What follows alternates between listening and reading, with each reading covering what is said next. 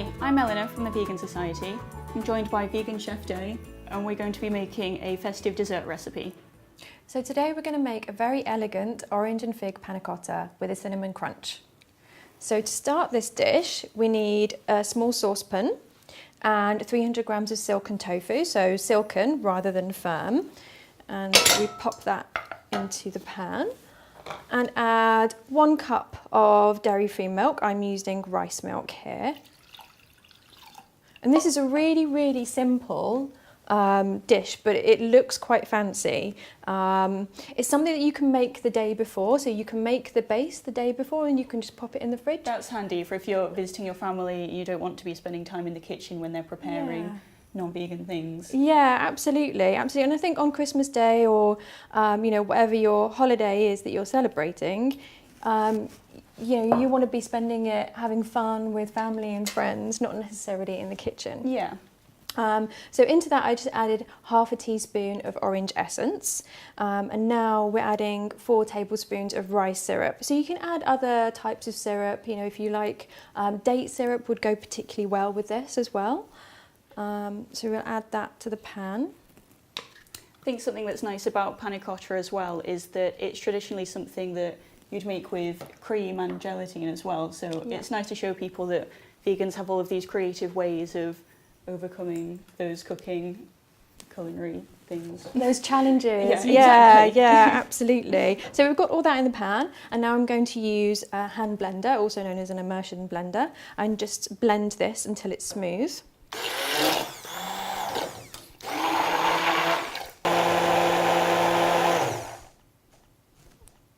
So that's nice and smooth now. So to this, we're going to add 2 teaspoons of agar flakes. So agar is made from a seaweed and it acts in very much the same way as gelatin does. And where would you buy that from if it's not something that you've encountered before? You can buy it from most health food shops. And also some supermarkets are even selling it now as well. You can find it with Japanese ingredients. Right, okay. Because it's actually a Japanese ingredient.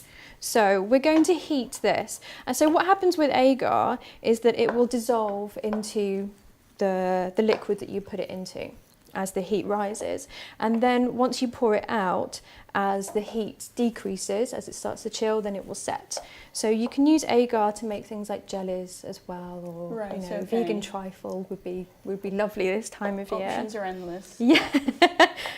So with the agar, you have to make sure that all of it's dissolved.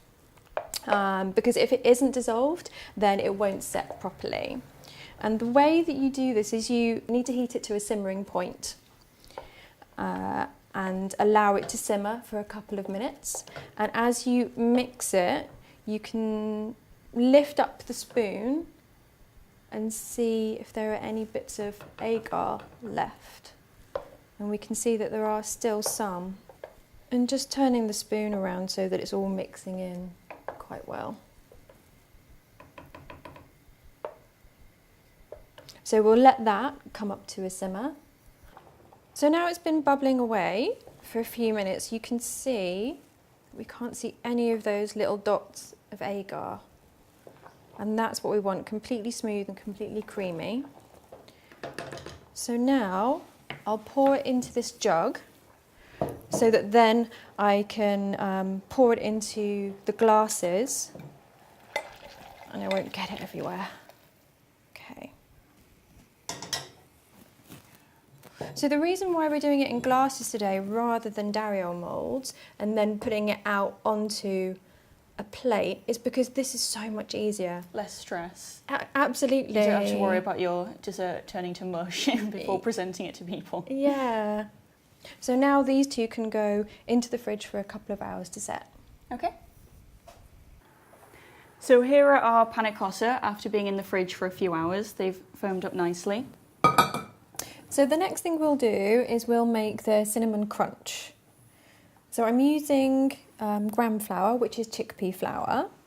And we're not going to make an awful lot. We just want a little biscuit to go alongside. So it adds a slightly different flavour with the cinnamon and another texture with the crunch. So there's 1 tablespoon of gram flour in there, 1 tablespoon of water, 1 teaspoon of rice syrup, or any type of syrup that you like. And I'm going to add just a pinch of cinnamon. So the cinnamon will go really well with the orange and the fig. So we'll mix that up and we'll leave it to rest for a few minutes, just so that it gets a bit thicker.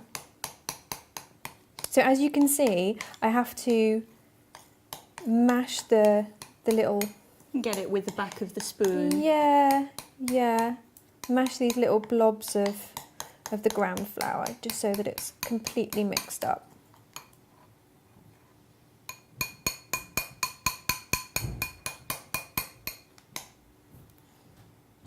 Okay, so now we can go over to the baking tray that has a baking sheet on it, and we'll just spoon a teaspoon at a time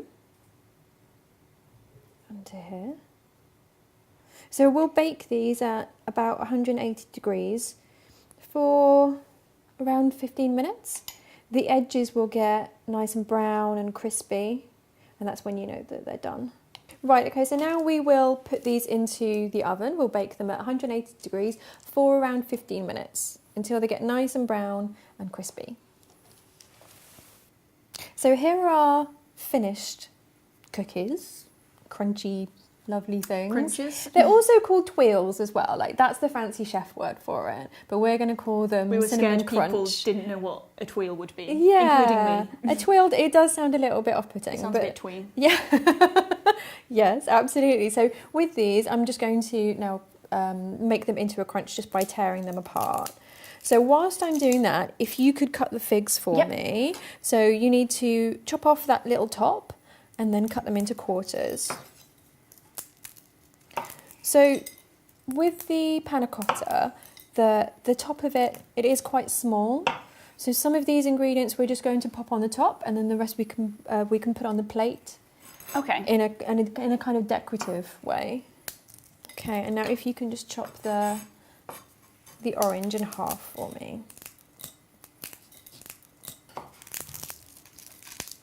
Okay, so there's our crunch that's ready. So just pop these into our pan.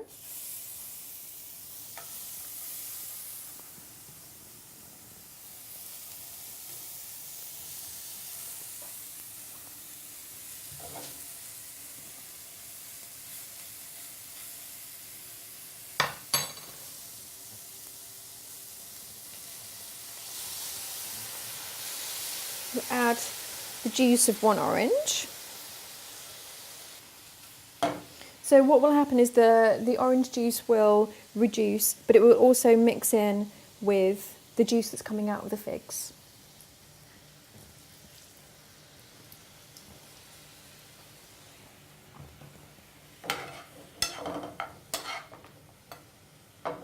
Okay, so we just let that bubble away for a few minutes. So you can see with the sauce, It's changing colour. yeah, exactly. And that's when you know that the fig juice is going into it. And fig and orange is a really, really lovely combination. So turn off the heat.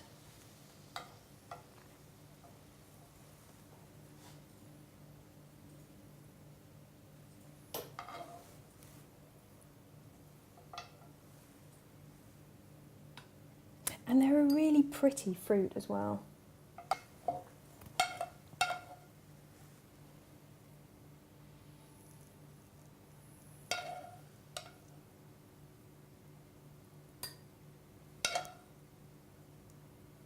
So you'll have the hot figs and the hot sauce with the chilled panna cotta, which is really nice having those different temperatures. Yeah.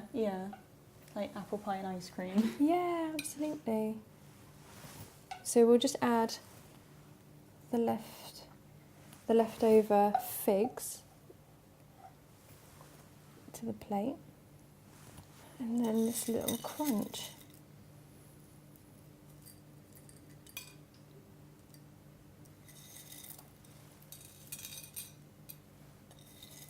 And the fun thing about this dish is that as you're digging down into the panna cotta, you can use your fingers to add a few more of the crunchy bits. Okay, there we go.